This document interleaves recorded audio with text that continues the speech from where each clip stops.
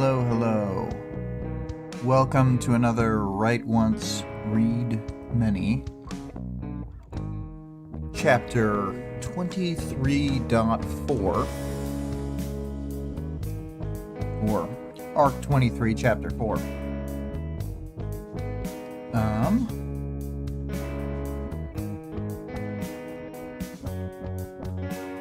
Still getting the link out there.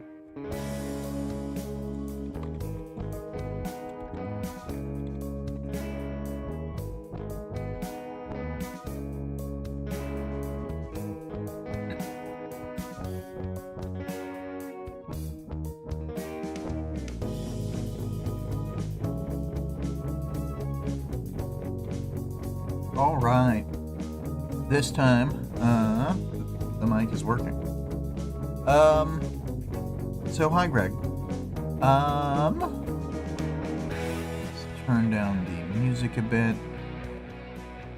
So, as the reminder for the audience participation question, the question is 23.4, come up with a strong power with a terrible downside.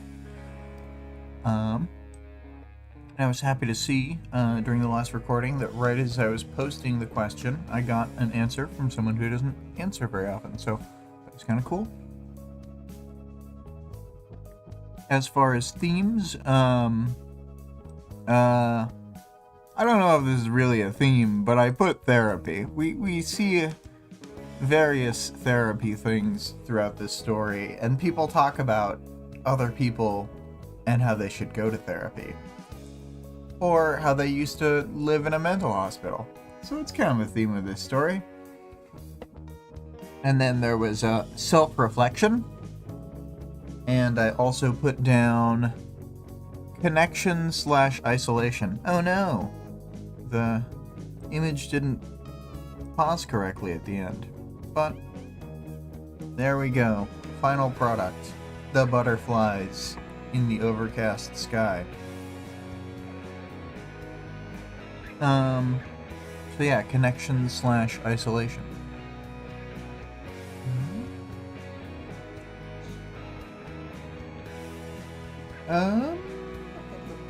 So, I guess the connection/isolation was less to do with Taylor, although it sort of fits her, and more to do with the way that she was able to figure out which kids to talk to when they're in the park later. Anyway, getting into the chapter, 23.4. The chapter begins at the start of Taylor's introductory session with Jessica Yamada. It's so introductory that it's not even a therapy session until partway through. Miss Yamada is late and apologizing, and Taylor's playing it cool, but she insists that she needs to show courtesy and respect to Taylor and her time.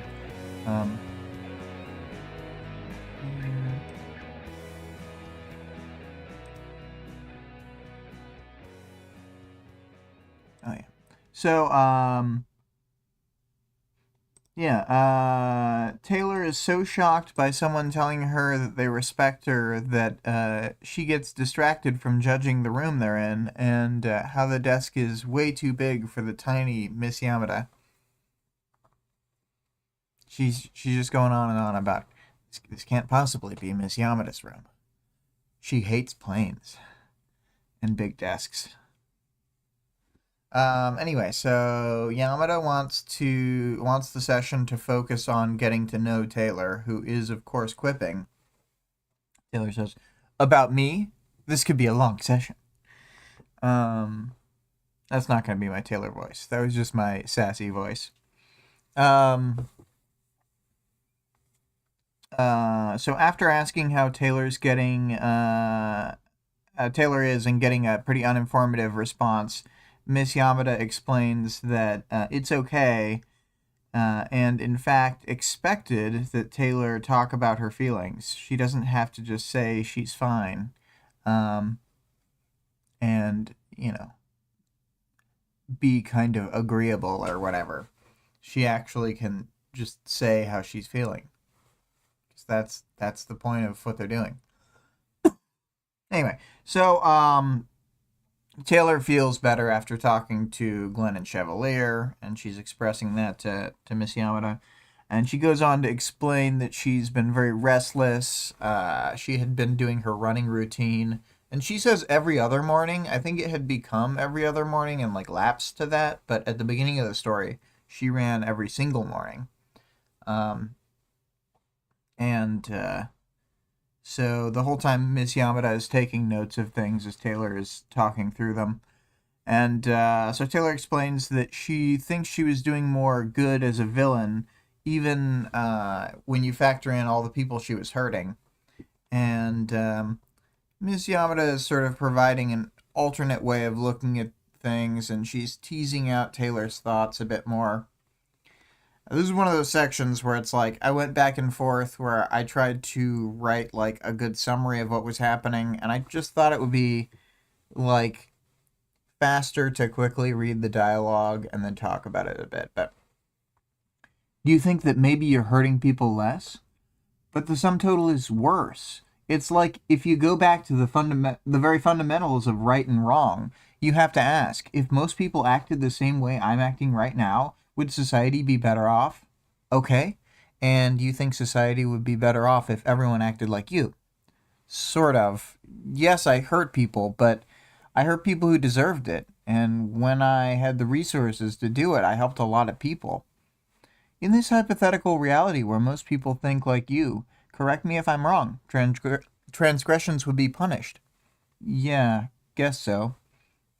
Would it be fair to say they're punished harshly? Yeah, kind of medieval, isn't it? Yes, it is, but capes are naturally violent. And the wards. I wasn't there at the time, but one of my colleagues started seeing Brockton Bay wards a short time after Leviathan attacked the city. Did they commit a transgression that warranted the pain they suffered at your hands? The ones that aren't Shadowstalker? I didn't have a ready answer to that. She waited in silence for long seconds before I shrugged. There was stuff. The fact that they tolerated people like Shadowstalker, but I'm not sure I could explain it now. Feels like a long time ago. So, yeah, it's like a pretty tight back and forth. It's clear that Miss Yamada is like pushing back on Taylor and stuff, but she's still letting her express her feelings. And the way she's pushing back on her isn't by shutting her down. It's by like expanding the scope of what Taylor has to acknowledge, like by asking about the more innocent wards, for example, or I guess some of the like saying kind of medieval, isn't it? Like I guess that's more direct, but still, the pushback is there in a way that doesn't like force Taylor into a box, so she's not able to sort of like converse and think things through if she was just being told what to think, I guess. So pretty deft, I would say. Miss Yamada mentions how Taylor might be feeling restless because things had all been happening so fast, and now since she's in jail, almost nothing is happening. She segues into asking about why talking to Glenn and Chevalier made Taylor feel better. Understanding why they were acting like they were and working out the new costume ideas afterward had grounded her a bit too. And it's like I had said in the previous chapter summary, like, it really wasn't a good idea from, like, anyone in the PRT who's, like, trying to work with Taylor to keep her in the dark about stuff. And, like, I don't know. I just think, in general, communication with her is going to be the actual successful route to just, like, cards on the table. But it's a story about miscommunication. Of course, they're not going to do the exact right thing. But taking a step back at the mention of her identity and costume going forward, Miss Yamada asks what to call Taylor, and she decides for now she wants to be called Weaver to get used to it.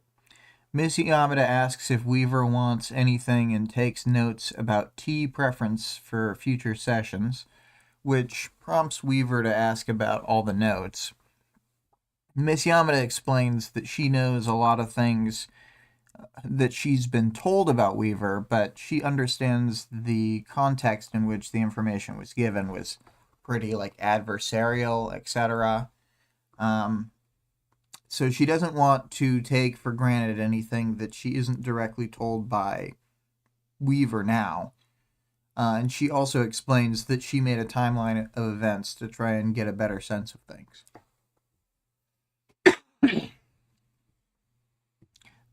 This is when Miss Yamada asks Weaver how she feels about therapy, and wants to make sure that there isn't any lingering resentment from her working with the Brockton Bay PRT, at the time that Taylor was locked up, etc., possibly other times before that. But she's relieved when Weaver says that she was decent to her.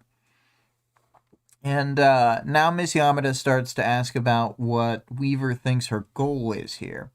Weaver says to assess her to tell the PRT if she's stable enough to join the wards without causing issues.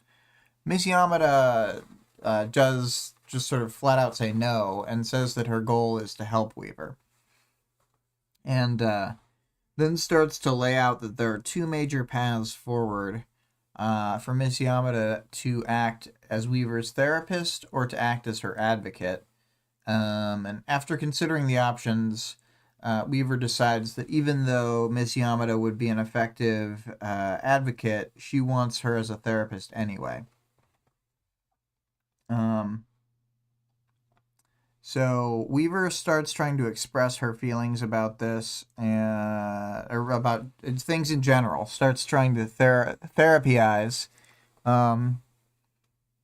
It is kind of funny when Miss Yamada just sort of like looks at her and is like, to get her to start talking.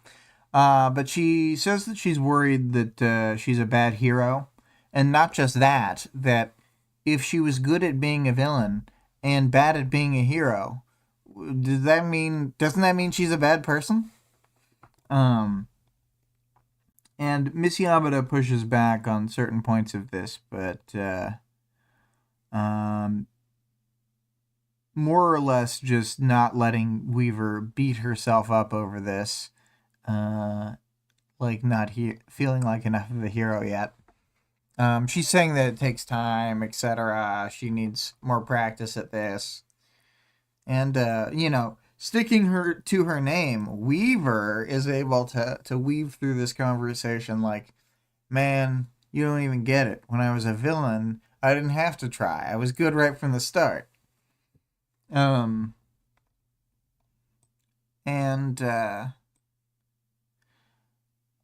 The next thing that Weaver brings up is that she's worried about her connection to her passenger, and that she's afraid she's not totally in control of her power. Miss Yamada has relaxation stuff that she wants to teach Weaver, and they talk about tracking this whenever it's happening. This is when Weaver brings up having seen the past footage of herself when she was having the meeting with Glenn, the art for the previous chapter. And they decide to use a camera in the new costume setup so that they can review things later. Weaver's still worried about her future as a hero, thinking that it might just not be possible for her. All her idealism from about being a hero from when she had first gotten her powers were now gone. So Miss Yamada offers to have them go on a walk to try and help with some of the restless energy that has been built up. And Weaver is clearly enthusiastic from the start. So this is when we get a page break. And, burst of enthusiasm gone. Weaver has accidentally gotten herself roped into an outreach program to middle schoolers. Why? Why are we here? Or why is this happening? Yes. Miss Yamada explains that there was a public outcry after Skitter was outed, and linked back to Taylor. Oh, Aliens here says, one of my favorite chapters. Nice, nice. So people wanted to know why nothing was done to reach out to someone like her. The event, I mean, this has got to be mortifying to Taylor. The event they're doing now is like a souped-up version of a pep rally. Miss Yamada convinces Weaver to give this a try and actually reach out to people. They're in like a park environment. So, having an idea, Weaver gathers all the butterflies from the park and flies them in like a big swarm over the kids. And she tells whoever catches the most, tells the group whoever catches the most wins. And it takes a moment, but they start going hog wild trying to catch the butterflies, as seen here in the picture.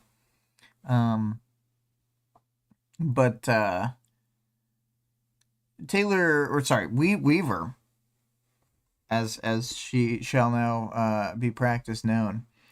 Weaver is basically doing as a background mental task, like maintaining the balance of power between like who has the most butterflies and so forth. And she can tell who's grouped up together in teams, basically. And then, so after taking a few moments to start talking to the wards who are there, we see that her main focus was tracking down the kids who aren't participating in the butterfly catching game whatsoever, and who don't seem to have any friends. And so she sends the wards out, and all the wards get all these kids, and they're near, like, benches or whatever. And, they're talking to this smaller group, and some snot-nosed punk named Ned demands answers as to why they've been called over. And Weaver asks if they want the truth or a convenient lie. You didn't seem interested in going squee over these guys. You didn't feel like chasing butterflies, so I figured I'd invite you to hang. The real answer is, the whole thing is a ploy by the good guys. They want to get on your good side, just in case you get powers. And after another kid is confused why they might get powers, she tells them that they seem likely, which, you could take that in a few ways, but you could definitely read that as, you guys seem like losers.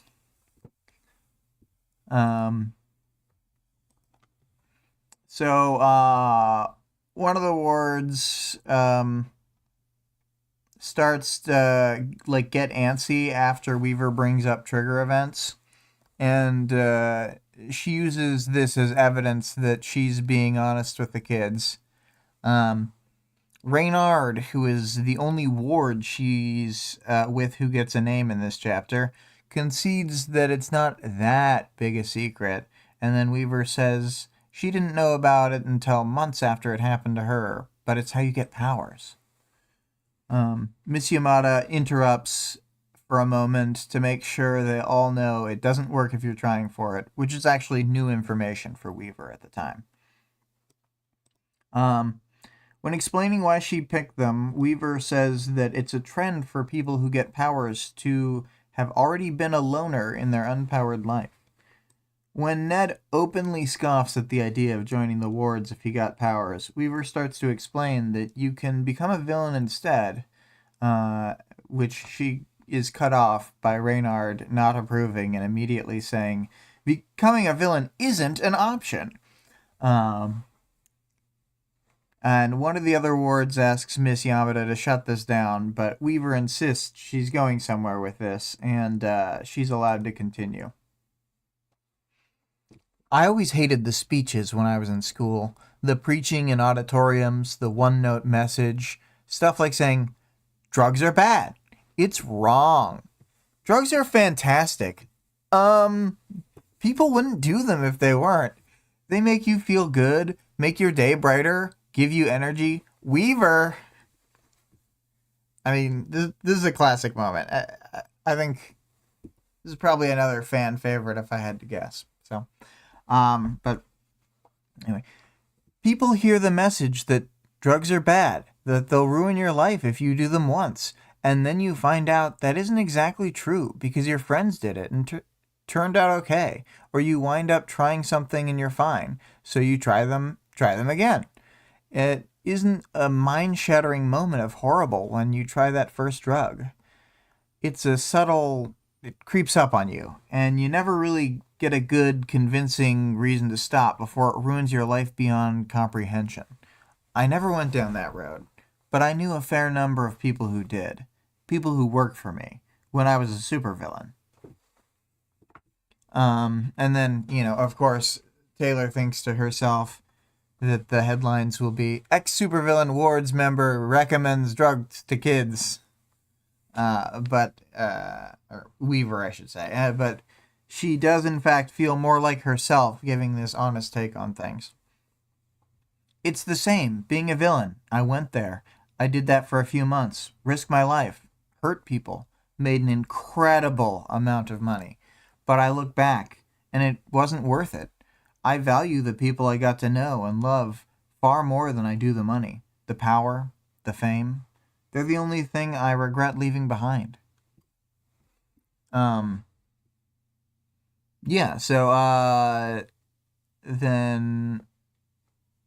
of course, one of the kids asks her how much money she got, and after Reynard says that that's not the point, she tells them anyway. 15 to 20 million.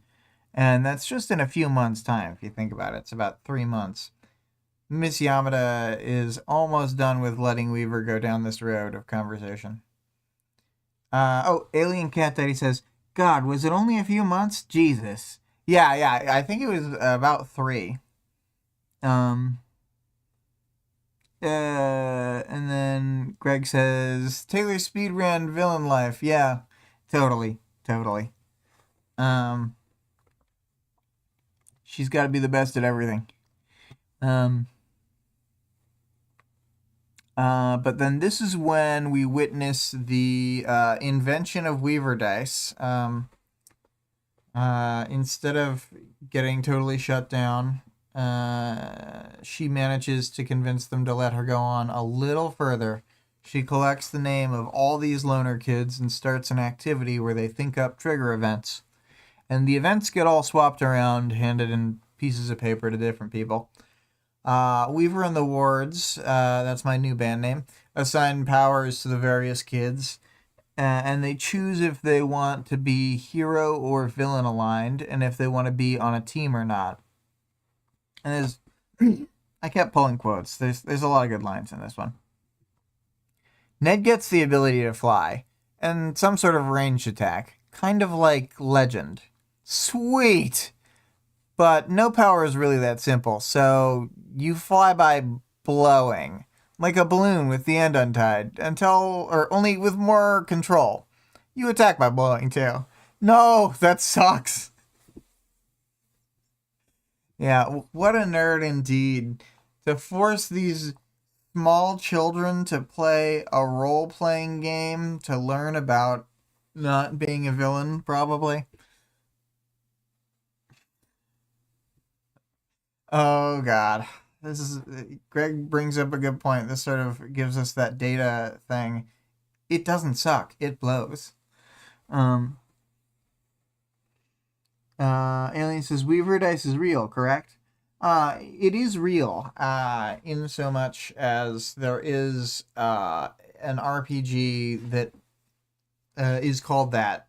But what they're doing here isn't exactly what the real thing is. But Wildbow, I think, has come up with an actual set of rules for it. And we've done like a modified thing one time where I tested out a character for like a session, just for like a solo thing.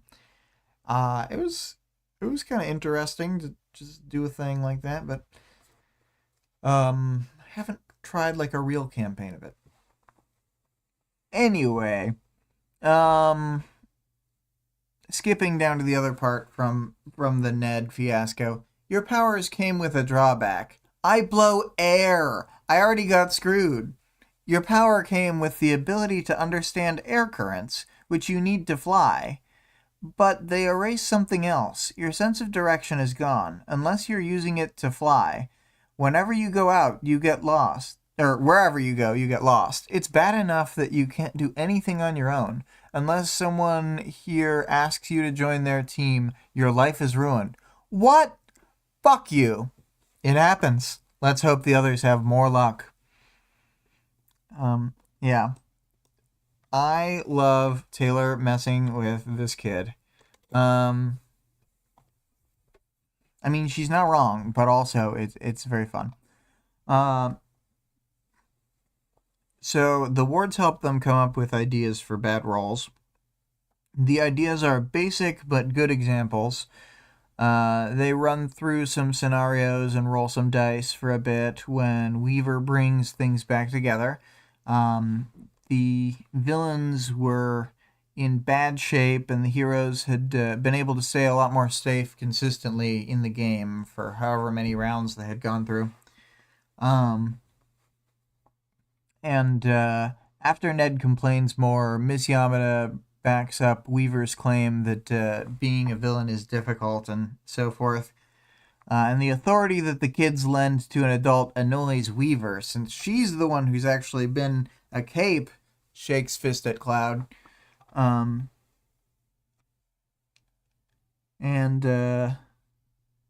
to quote it, 1 in 20 might make it in the long run, if they're lucky, if they're good, if they have friends they can count on. Pat yourself on the back a little more. I love that line. I think it's so funny. But anyway, the one of the other capes elbows Reynard. There's 5 capes here, and like one of them isn't even described at all. It's just totally written off. But anyway, so what was it? I wasn't satisfied doing what I was doing as a villain. I switched sides by choice. Think about that. Even after all of that, after everything I had, even though I felt pretty good spending all that money on helping people in my neighborhood, being front page news, I gave it up.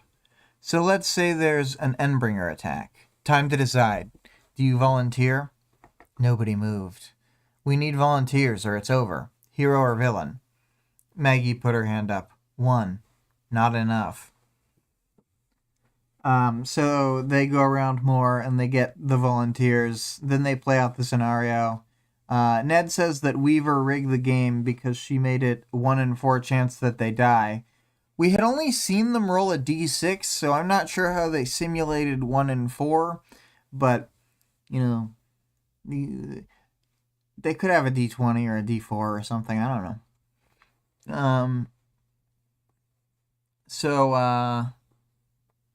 Yeah, she says that that's the odds that she got when she fought Leviathan. Maybe she only says that at the end.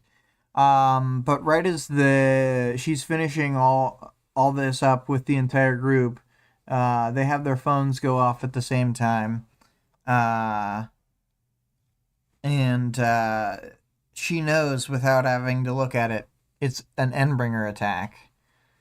Because of course they also line up with a pattern for approximately how long between them, so she's been expecting it.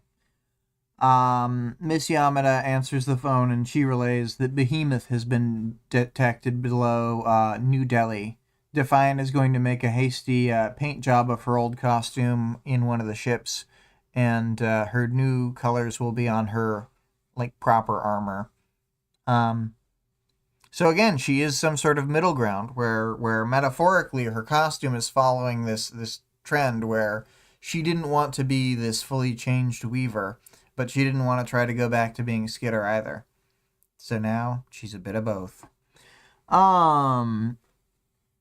And Miss Yamada does try to stop her for a moment. She goes, "You don't have to go. I'll go. Have to." And then I just think it's pretty well read in the audiobook, and also like I always thought that was a good line. It's like she's being told not she doesn't have to go, and she's like, "No, I do have to." Because it's just so ingrained, and it's so like socially important to go to, and I mean there's a million reasons, but she was never not gonna go. And then Reynard says, "Can I hitch a ride, at least to the HQ?" And then Weaver does appreciate this solidarity. And then that snot-nosed Ned asks, "Is it really a 1 in 4 chance? Those are the numbers they gave me when I fought Leviathan. They probably won't be so generous this time around. They call him the hero killer." So Reynard points this out, and Weaver thinks about how she hadn't even remembered that up until just now being reminded. So Weaver apologizes to the girl who got the most butterflies. She was going to let the winner take a short ride in the dragon craft, and the girl says it's all good. None of them wished us luck. Maybe we didn't need any further reminders about our chances. So that's the end of the chapter. Again, great one. Alien Cat Daddy says one of their favorite chapters, so pretty good. And then I was seeing this moment and thinking about it, and it's like I don't have a good Ron Howard Arrested Development narrator voice, but just imagine that I did. Let's pretend for a second that I had a good Arrested Development narrator voice. "I'll be reassured when I see improvement. No offense. None taken. Offense was taken." Because we know from that therapy chapter with Kidwin that when Miss Yamada says that she wasn't offended by something, she maybe probably still is. As for arc stuff, I kind of discussed it on a previous chapter, but this arc almost has like an inverse way of presenting itself from a standard arc, where it starts with fights and stuff, and then it winds down and there's no fighting in the middle or second half. We just get time for Taylor to decompress, only to be immediately pulled back into the action. Of course, she was never going to get proper rest. What is this, a pleasant story where nice things happen to the characters? No, this is parahumans. But yeah, I think it's a great chapter in the arc. Another sort of like this whole arc to me is a very transitional one, from one segment to the next, like in a way that other arcs don't feel, and it's probably because each chapter is a vignette that's like separated from the others. But and like normally chapter to chapter, it's just like butt up against each other. But yeah, another good one. Moving on to the character section, we've got the butterfly catching kids. They are the normies who have friends who probably won't become parahumans because they're seemingly more socially adept. They're able to team up and do things together. Parahuman could never team up. I've never heard of a team of them.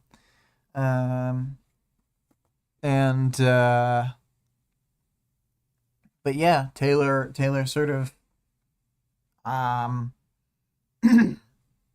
not that it's a perfect solution, but I think smartly recognizes this sort of tactic of like, how can I identify people who might need help? And it's like by sifting out all the ones who are least likely to need help. And it kind of works. For the unpopular kids, we've got Ned and Maggie and all the even less important ones. I know one of them was called like Bowden. I don't know. I am not looking at the part of the chapter where they're all listed when she's getting their names. You know what? I'll give them this. I'll go to the so it's Maggie, Bowden, Ryan, Lucas, Jacob, Sophie, and Ned is not on the list. There were 15 kids in all there, so that's 8 completely unnamed, truly below our notice kids. But she still was able to use these kids, despite being so far beneath us that we can't even know their names, as object lessons for the other children during her Weaver dice. And I mentioned here in my little character section that there's an unpopular match, or there's another, there's another matching name.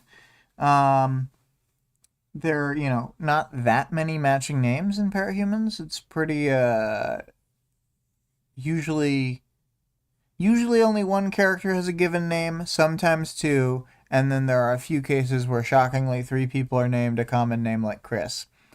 But here we've got Ned, the child, who is different from Ned, who is Crawler, unless Crawler and this kid are the same guy. I've never seen them in the same scene at the same time, and they're both named Ned. It's so obvious in retrospect. And then there was this description of an unnamed kid in the group who is definite parahuman material. She says, he was shorter than all the others, and his eyes were disproportionately large for his face. Yeah. You just know that kid is going to become some sort of thinker. Or weird hollow-faced stranger. And then there's background wards such as Blue Costume Girl and Goggle Boy.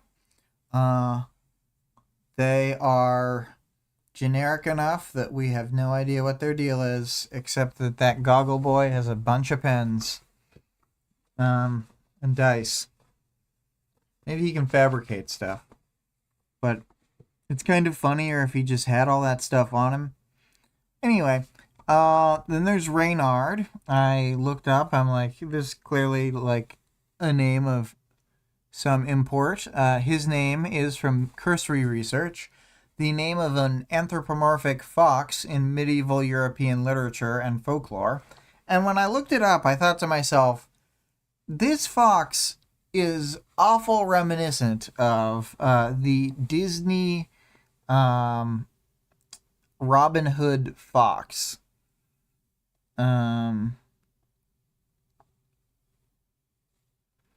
Oh wait, what would Yamada's notes say about? I have to assume you're asking about the guy carrying around unlimited supplies and like just having all those pens on him. Maybe she would have some sort of well, clearly she would be able to identify that Goggle Boy is he's big into the EDC community. He doesn't go anywhere without being a pack mule for the society around him. She would see that he values his self-worth based on how useful he can be to others in casual situations. I think she'd have a lot to say about Goggle Boy. But as for saying what do I think Yamada's notes would say if that was a question about Reynard, they would say this kid is a furry and he liked the Disney Robin Hood so much that he looked up ancient French literature. Anyway, so that character in the European folklore and lit, it was so ubiquitous that his name replaced the French word for fox. So apparently Reynard, or some derivation of it, is the current day French word for fox, rather than the old one, which was some Latin word that started with a G. That I didn't even write down, so I don't remember, because that was the other day. Um, so yeah, Reynard was kind of funny. He got that good quip off where he said, "Pat yourself on the back more, why don't you?" Um, which basically makes me smile every time. Um, and then yeah, he's gonna fight Behemoth, and I don't think we ever see him again, which is not to say that he dies against Behemoth. But on the other hand, a lot of people die against Behemoth. Um, oh, and I didn't mention it at the time, but several of the heroes were clearly not going to the Behemoth fight because they looked away in shame. And Taylor knew instantly. Um, uh, so, oh yeah, I pulled this Jessica quote. Moving on to Jessica, it's, I respect that you're willing to ask for help. That takes a kind of strength. I think that Jessica's just really, really good at, like, being tactful and, like, navigating a person like our Weaver here. And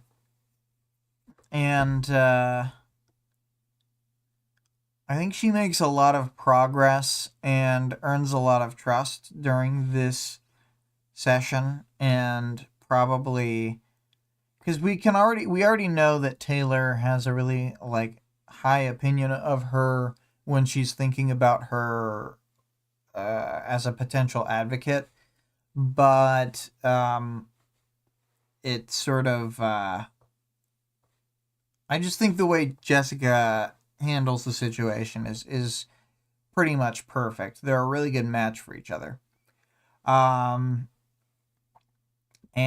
I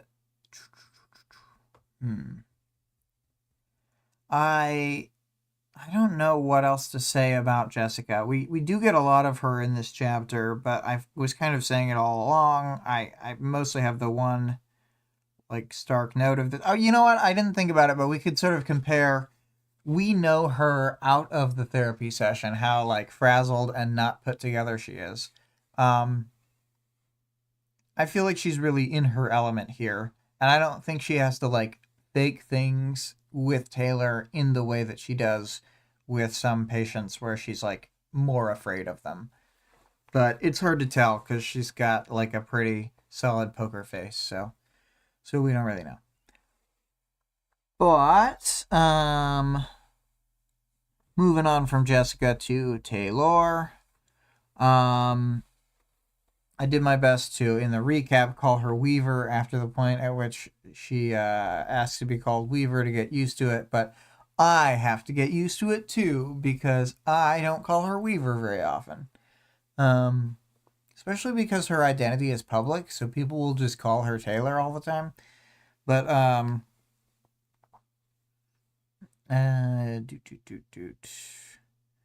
there was this quote I pulled. It was actually a Jessica quote, which is, "Or your facial expression when I said I want to approach this meeting with respect." I think that Taylor might be overly used to having a mask hiding her face and maybe doesn't regulate her expressions as much as she would have in the past. And I think maybe it was a momentary lapse, but it just seems like a bit obvious to screw up your face in surprise when someone says they respect you. Very non-subtle. It is good to, as far as talking about Taylor, to see her arc over these 4 chapters where, you know, she's coming out of the prison, she's telling Defiant she feels fine, but even when she gets to go, like, out and like run around in New York, then she, like, feels terrible, and she keeps, like, breaking the rules, and she's like, I just gotta do these things, it's fine, I just gotta feel like me. And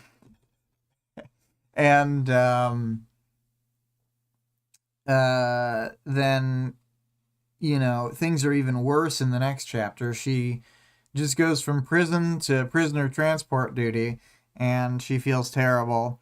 And then she has like this, I mean, the previous chapter is all about her having that outburst against like Glenn and stuff, and it really feels like she's acting on more on impulse than able to think things through because of how she's made to feel when she's all caged up from being in jail. And then we get this sort of like release of tension here when she talks to the kids and seemingly does like a good job of getting her point across and like doing a good job from my perspective and her perspective of what she was actually there to do. And then the next chapter is sort of a ratcheting of tension a little bit to get ready for arc 24, but yeah, I don't know. Taylor's emotional journey is quite strong in this arc. I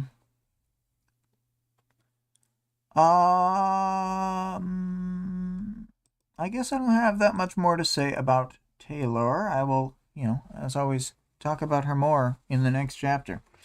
For powers, knowledge, and world building, there were just a few quotes that I pulled out here, which was this another point where I was underestimating the effect of the swarm? Was this another point where I was underestimating what the effect of the swarm was, or were the kids just overreacting? It was only 500 or 600 butterflies. And another comedy line. She's just like, there were only hundreds of bugs swarming above them. And then I pulled the, it doesn't work if you force it, Miss Yamada said, approaching the table, so don't try. Right, I said, though I was digesting a tidbit of information I hadn't had. We knew as the readers from such characters as the TA, Waisaki, I don't remember his first name, but the TA, no, maybe the TA was for Professor Waisaki. Yeah, that's why I remember the last name. So whoever the TA was, he was the one who informed us about how if you try and force a trigger event, even if the cape doesn't know, well, the potential cape, doesn't know that you're trying to do it, the power can kind of sense it, and it won't do the trigger event. Or it will do it in a way that it sort of dashes the plans of the person who was trying to manipulate the potential parahuman. So it's very backlashy. The powers are hard to control. And obviously, Miss Yamada is saying this to hopefully prevent these kids from trying to force themselves or someone else from having a trigger event, which would be a whole fiasco. And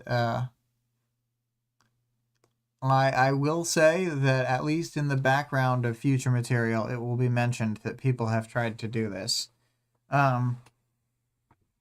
Let's see here. But the other quote, this is a Taylor portion. Because you were alone. It's a bit of a trend, I think, one I've noticed. I've seen a lot of powers, and I've seen a lot of people with powers who had similar things wrong with them. Labyrinth, Bakuda, Night, Fog, Mannequin, Siberian, Lung, August Prince. Again and again, it's their ability to communicate that's missing, either because of their powers or because they chose to hide or mask their voices. I was thinking about it, and I think we parahumans tend to be loners by nature. And again, this feels like a callback to... I mean, it feels like a natural progression from her character standpoint, but from a book standpoint, it feels like a callback to that scene where we were getting the powers explained to us by the TA at the college. So, fun stuff. I believe that was happening in arc 15 or 16. It was at the point when Purity, Crusader, and Theo had fled the city, and they actually had Night and Fog with them at the time. Which is, you know, they're mentioned in this very passage. Anyway, I don't have much more to say about the powers, knowledge, or the world building. It's cool that we're going to get to see India, because they're flying to India right now in Dragoncraft, to battle with Behemoth. So unless the book takes a huge left turn, which, spoilers, it doesn't right here, then they shall be confronting that situation. So, for the audience participation, this time it was come up with a strong power with a terrible downside. And let's see what we got. We got the answer that I had mentioned up top from the user A Speck of Dust. Alexandria level flight with no enhanced strength or durability. I thought that was such a funny answer because, yes, that's absolutely correct. That would be pretty bad. You could easily, like, just splat yourself. Even if you were to just, like, hit a bird while flying, it would be terrible. Because Alexandria is so fast. But anyway. Vic had said in the answers, thinker power with perfect memory and recall, but they have a maximum amount of storage. They might record the entire day and then at the end of the day go in and delete anything that doesn't seem important enough to keep. They're constantly going in and deleting childhood memories to make room for more data. Once something is deleted, it's gone forever, and they will have no recollection of it. It's basically the iPhone storage power. Frowny face emoji. I thought that was an excellent answer. Very well done.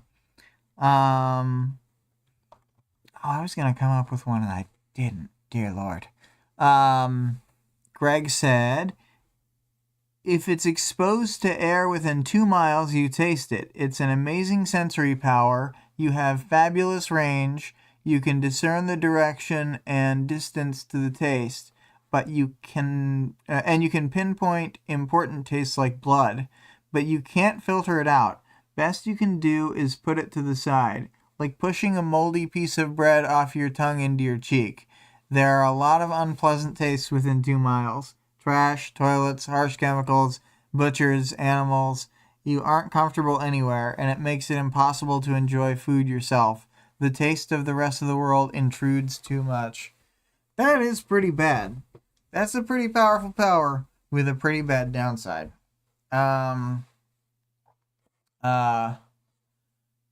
know, the best in-story example of a power, and this isn't like even that strong a power, it's just like a power that's like got a really bad downside, is the Spitfire. The fact that Spitfire produces fire but has no fire resistance or immunity is just awful. Like, my word. But let me think.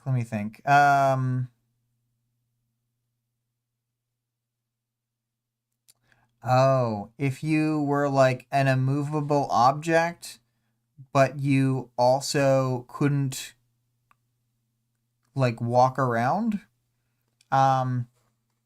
So you could sort of like drag yourself slowly places, like with your arms. This would be like a power, you know, because a lot of the powers are just really awful to the user in terms of their mental state.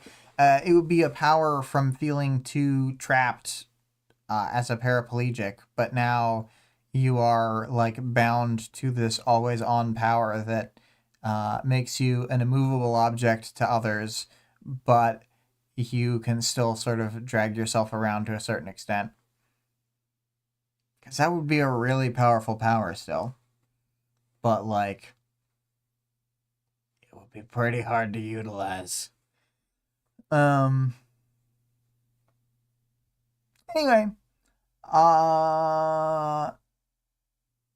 I can't think of any others. I think that was a suitably horrible mix, so I'm fine with that answer. And the question for next time for 23.5 is